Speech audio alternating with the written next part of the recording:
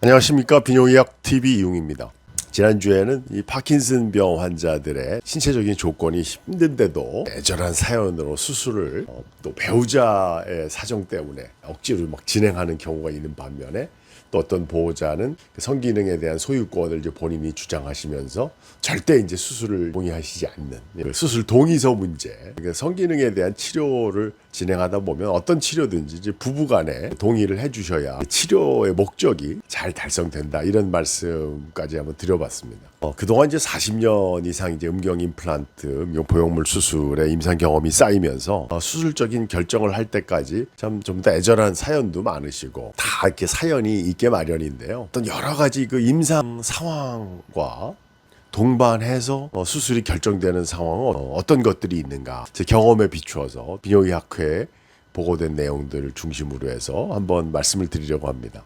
처음에 이제 대학에서 그 비아그라 임상 시험 했었던 그 시기에 그 은사님 한 분이 이제 뇌졸중이 생기셔가지고 상태가 조금 좋지 않은데도 꼭 그렇게 임상 시험을 참여하기를 원하셨던 선생님이 계셨어요. 그 교수님이 나중에 이제 정년하시고 나서 저한테 이제 개인적으로 그런 부탁을 하셨습니다. 정말 오랜 세월 동안 나의 병 간호를 해준 나의 아내를 위해서 수술이라도 해서 성적인 재활을 좀 꼭 이루었으면 좋겠다. 그래서 이제 수술을 제가 했었던 경우가 있는데, 그때 그 선생님과 그 대화했었던 내용, 또 그 배우자와의 상담 내용, 그 이제 저 기억에 많이 남습니다. 그래서 이제 저도 특별히 이제 보형물 수술할 때는 배우자와의 상담을 이제 중요하게 이제 생각을 하게 됐는데요. 오늘의 주제는 이 음경 보형물 수술, 음경 임플란트 수술이 다른 어떤 수술과 이제 동반해서 할 수 있는가, 이런 사례인데, 첫 번째 이제 기억에 남는 게 세조각 팽창형 음경 임플란트 수술이, 경험이 많으신 선생님들은 요즘에 이제 국소 마취로도 가능하다는 이제 임상 보고들을 하시지만, 저는 적어도 이제 척수 마취는 하게 되는데 전신 마취를 결정하기 전에 기본적으로 하는 이제 검사가 있거든요. 이제 그 검사에서 어떤 이제 중년 남성이 음경 보형물 수술을 하기 전에 초기 간암이 발견됐습니다. 이제 우연히 발견이 되는데 이제 빨리 그 외과에 저희가 의뢰를 했더니 그게 절제 가능해서 빨리 그 수술을 하면 좋겠다. 그래서 이제 전관해서 우선 간암 치료가 우선이다 생각이 됐는데, 환자분이 이제 수술 진행하기 직전에 다시 그 의뢰온 내용을 보면 음경 보형물 수술하길 결정을 하고 그 간절한 상황에서 입원이 됐는데, 간암 수술을 하고 전신 마취가 된다 그러면 동시에 할 수 있으면 했으면 좋겠다.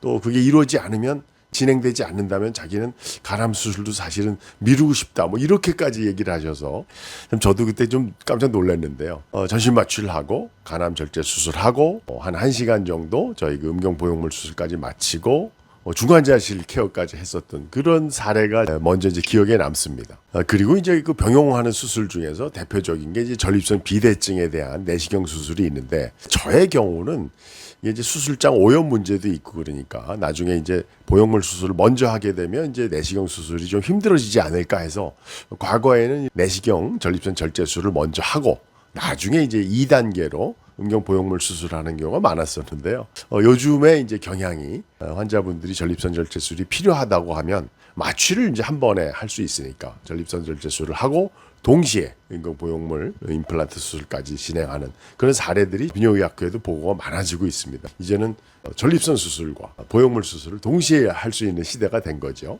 그리고 이제 전립선 비대증뿐만 아니라 이제 전립선 암 수술은 아무래도 이제 방광경부서부터 이제 괄약근 사이에 전립선 정량을 완전히 이제 드러내는 수술이다 보니까 신경 보존 술식을 해도 성기능 장애에 대한 문제가 생길 수 있다는 걸 술전에 아주 철저하게 동의서를 받게 되는데, 약물 재활 치료를 해서 안 되면 이제 음경 보형물 수술까지도 할 수 있다, 이런 말씀을 드리면 어떤 분들은 동시에 음경 보형물 수술을 하길 원하는 분들도 있어서 근치적 전립선 절제술, 전립선 암 수술과 함께 팽창형 음경 보형물 수술을 같이 시행하는 경우들이 많은 보고가 있습니다.